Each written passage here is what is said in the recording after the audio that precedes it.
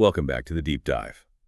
Today, we are tearing into a really fascinating piece of research that pits the biggest, the most advanced large language models against, well, what looks like a ridiculously simple opponent, a children's sliding puzzle. It almost sounds like a joke, doesn't it? Yeah, But this is a critical litmus test for what you could call intrinsic reasoning.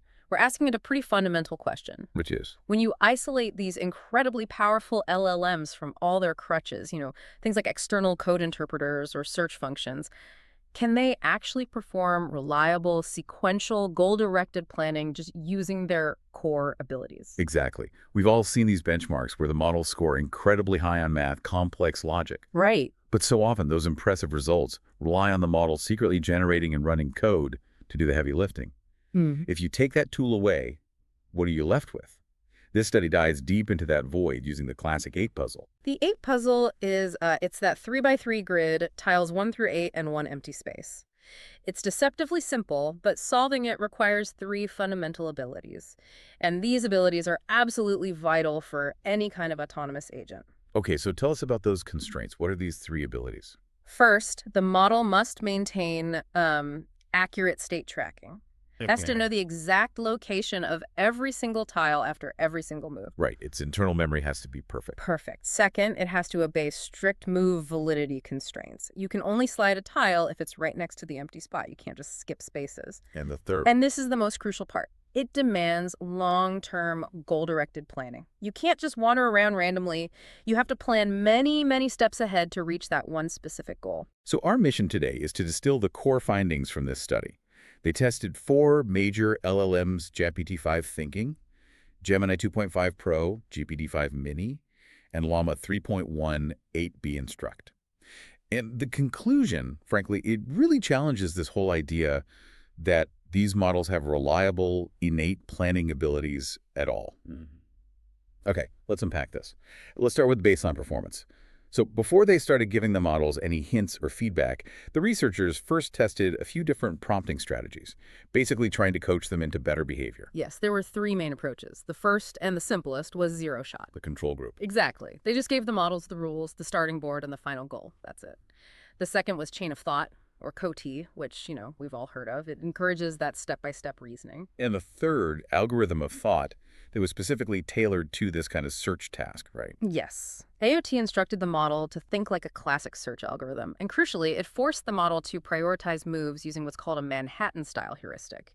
Okay, you're going to have to break that down for us. Manhattan distance. Of course. So for you, the listener who may not be a computer scientist, it's actually pretty simple. It's asking the model to calculate for every single tile how many squares away it is from its home position in the final goal. Well. Then you prioritize the moves that lower that total score. It's a fundamental measure of progress.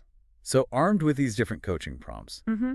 how did these cutting-edge models actually perform? Well, the initial results were shockingly low. I mean, successful puzzle completion was just rare for most of them. Even the top model, GPT-5 Thinking, only achieved its highest initial success rate of 30%. 30%. So it was failing 70% of the time. And that was only under its best case scenario, the tailored AOT prompt. Wow. 30% success for a solvable children's puzzle. What about the others? Well, Gemini 2.5 Pro and Llama 3.1 were largely unsuccessful. I think Gemini solved only one single puzzle in its best run, and Llama 3.1 solved exactly 0. 0. 0. Across all initial prompting strategies, it just couldn't do it. What's fascinating to me here is that the failures weren't just because the puzzle was, too hard. The study found that success didn't really decrease predictably as the puzzles got longer. That's a key point. If they were failing simply because the planning space was too big, you'd expect them to fail more on a 25-move puzzle than an 18-move one, but they didn't.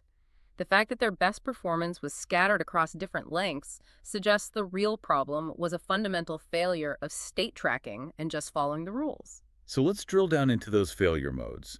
What exactly was breaking? The researchers identified 2 core deficits. The first was what they called brittle internal state representations. This led to all these invalid moves. So the model would just forget where the empty space was. Pretty much. It would try to slide tile number 6, but tile 6 wasn't even next to the empty spot. It's effectively hallucinating the state of the board and breaking the most basic rule of the game. A memory failure. Okay, what was the second core deficit? That was weak heuristic planning. This meant that even when the model did make valid moves, it just lacked any kind of long-term strategy. It would get stuck in loops, just repeating the same moves over and over again, making no progress. And this is where that tricky prompt dependency comes in. Yeah. For GPT-5 thinking, COT and AOT did help nudge it up to that 30% success rate. Right. But for the slightly less powerful models, like Gemini and GPT-5 Mini, giving them those complex prompts actually made them do worse than the simple zero-shot baseline. It's so counterintuitive. You'd think giving them detailed instructions on how to solve a search problem would help, but for GPT-5 Mini, the complex prompts led to this sharp increase in what the study called a graceful failure. Graceful failure. I love that term. What does it mean here? It means the model would just refuse to solve the problem, or it would ask for clarification, instead of just generating a failed attempt. It indicates that for some of these models, these complicated reasoning structures, they just created confusion. It was too much instruction, too much complexity. Okay, so that brings us to the next stage of the study. The initial rates were so poor, so the researchers introduced this tiered feedback intervention. They gave the failed models up to 3 more attempts. Right. And they saved their progress. They tested 3 levels. The control was just repeat, give it another chance. Then they had specific feedback where they told it precisely what went wrong, like, you tried to move tile 6, that was an invalid move. And the most informative was suggestive feedback. Yes. That included the specific failure details, plus a really powerful hint, the optimal solution length for the current board. They basically told the model, from here, the shortest possible solution is exactly 15 moves. And they used a perfect search algorithm to calculate that number. A perfect one, IDA. So the LLM had a tangible target to aim for without being told the actual moves. So did this feedback loop actually work? It definitely led to performance gains, yeah. But it mostly just showed that letting them have more attempts helped. GPT-5 thinking saw the biggest boost, reaching a peak success rate of 68% with the AOT prompt and that suggestive feedback. 68%. That's the highest rate they achieved. But still, it's failing almost a third of the time, even with all this help. Exactly. And here's the finding that just flips the whole narrative on its head. Okay. For both GPT-5 Thinking and GPT-5 Mini, when using the chain of thought prompt, their performance actually declined as the feedback got more informative. Wait. You're telling me that when they gave the model more insight, the exact distance to the goal, it started doing worse? That's precisely what happened. It suggests that once the model's internal planning is already confused by that QT structure, adding another powerful numerical constraint just destabilizes the whole attempt. More information is not always better for these systems. That is wild. And this is where we get to the true cost of that 68% success. The gains weren't just unreliable, they were profoundly computationally expensive. Okay, let's frame this for everyone listening. We are talking about solving a puzzle that a simple algorithm solves in a millisecond, and a human child can do in under a minute. What resources did the top-of-the-line model consume? The numbers are just staggering. To solve a single puzzle, the average effort required was almost 2 attempts, roughly 24 minutes of compute time, and a breathtaking 75,284 tokens. 75,000 tokens. To put that in perspective, that's like asking the model to write a short novel, maybe 50 or 80 pages of text, just to solve a puzzle that needs 21 moves. And that's reflected in the move count. The models generated an average of almost 49 moves per solution. The optimal path was only 21. This isn't efficient planning. It's just resource-intensive, iterative self-correction. It's brute forcing its way forward. That inefficiency really proves that the model is struggling internally, which leads us perfectly to the final critical test, the one designed to isolate the ultimate planning deficit. The external move validator test. This is where it gets really interesting. The researchers realized that maybe the biggest problem was just that brittle state tracking we talked about. Right, the models kept forgetting where the empty space was. Yeah. So they removed that barrier entirely. The system now acted as a perfect memory and a perfect rule enforcer. The LLM no longer had to figure out which moves were legal. So it just got a list of valid moves. A list of only valid moves. And the previous move, to prevent it from just going back and forth, the model's only job was to pick the single best move from a perfect pre-vetted list. The theory being, if the main problem was memory, this should have dramatically increased success. The reality was the shocking opposite. None of the models solved any puzzles. 0 out of 50. 0%. A 0% success rate, even when they offloaded the entire burden of state tracking and move validation. So if they weren't making invalid moves anymore, What was the new dominant failure mode? Where did the failures shift to? It shifted overwhelmingly to looping. GPT-5 thinking looped in 100% of trials. Gemini, 92%. This is so critical. Even when the physical rules were perfectly enforced, they just could not maintain a goal-oriented path.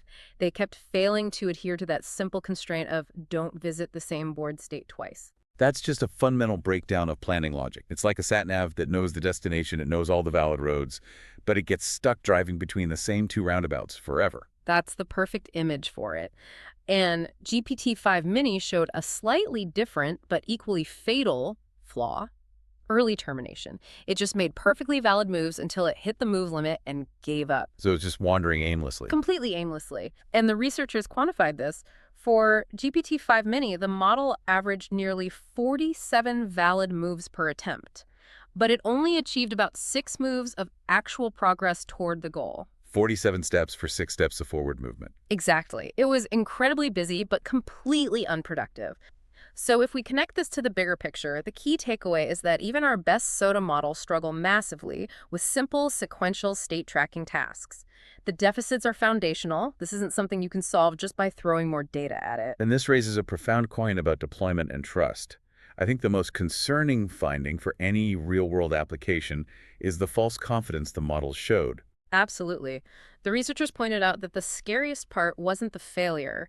It was that the LLM would confidently hand you a full solution, even though it had broken a fundamental rule on, say, move 3. It's completely unaware of its own error. Totally unaware. It proceeds on a flawed premise, and it outputs these impossible plans with total conviction. Now think about that in the context of autonomous agents. In robotics logistics, if a system can't reliably track its state in a simple 3x3 grid, we have to seriously question its reliability in high-stakes environments. And we should probably address the natural counter-argument here, which is, why not just let the model write search code? Wouldn't that solve it instantly? It's a fair critique, but as the study notes, allowing the model to write and execute code, well, it just changes the nature of the test entirely. It would completely mask the intrinsic planning ability they were trying to measure. The evaluation would just become one of tool use and code generation, which is powerful, but it's a different scale. The goal here was to isolate their innate intelligence, and that innate intelligence struggled. So, to recap the core lesson of this deep dive, there is a fundamental gap between the impressive benchmarks we see and the reliable, stateful reasoning needed for true autonomy. They can talk about planning, but they can't reliably do it without extremely costly external help. Those poor success rates just underscore a reliance on computationally expensive trial and error, demanding 75,000 tokens per puzzle. That limits their use for any task needing resource-efficient, real-time, and internally consistent thought. Which leaves us with a provocative thought for you, the listener. If it takes 24 minutes and 75,000 tokens for the world's best LLM to solve a child's puzzle through expensive trial and error, what basic sequential processes in your daily professional life are you implicitly trusting them to handle instantly and accurately? That foundation of false confidence might just be the most expensive tool in your stack. Until next time, stay curious and trust your own internal validator.